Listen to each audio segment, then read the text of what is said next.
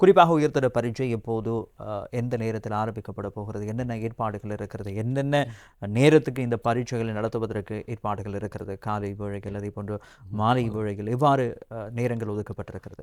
உண்மையிலேயே எங்களுடைய இந்த பரீட்சைகள் வந்து எங்களுடைய கடந்த காலங்களில் நடந்த பரீட்சைகளும் கிட்டத்தட்ட சேமாக இருக்கும்.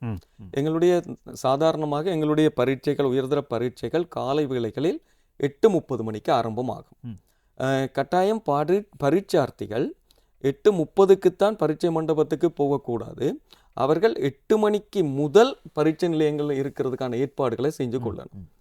பெரும்பாலும் உயர்தர பரீட்சையை பொறுத்தவரையில் அவர்கள் கற்ற பாடசாலைகளே பரீட்சை நிலையங்களாக அமையும்.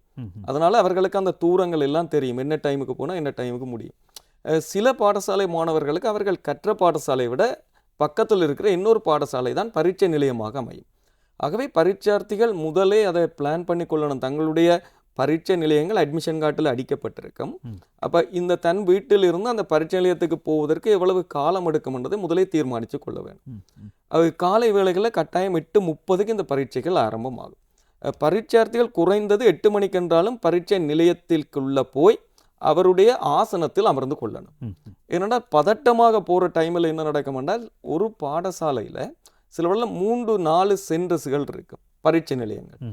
அப்போ இவருக்கு தன்னுடைய பரீட்சை நிலையம் எதன்றதை தேடி போகிறதுக்கு இவருக்கு சில அசௌகரியங்கள் ஏற்படலாம். அந்த உரிய டைமுக்குள்ள உரிய பரீட்சை நிலையத்துக்கு போகிறது கடினமாக இருக்கும்.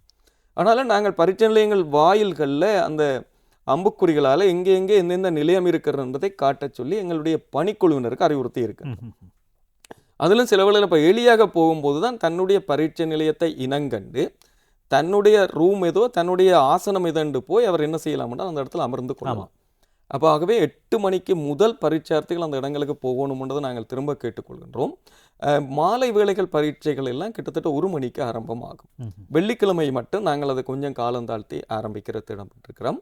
எதுக்கான டைம் டேபிள் எல்லாமே அந்த நீங்களுடைய கால அட்டவணையில் அடிக்கப்பட்டிருக்கும். இதை விட அவர்களுடைய அட்மிஷன் கார்டிலையும் அவருடைய பாடம் என்னென்று போட்டு அந்த டைம் அங்கே குறிப்பிடப்பட்டிருக்கும். எப்பவும் பரீட்சார்த்திகள் நீங்கள் காலதாமதமாக எங்களோட கடந்த வருடங்கள் எல்லாம் எங்களுக்கு ஒரு பிரச்சனையாக இருக்கிறது அப்படி என்னால் பிள்ளைகள் காலம் தாழ்த்தி ஓடி வருவார்கள். அப்போ அந்த நேரம் அங்கே இருக்கிற அந்த சூப்பர்வைசருக்கு வினாத்தாள்களை விநியோகிப்பது, இவரை கேண்டில் பண்ணுறது என்றது ஒரு இடர்பாடாக இருக்கும்.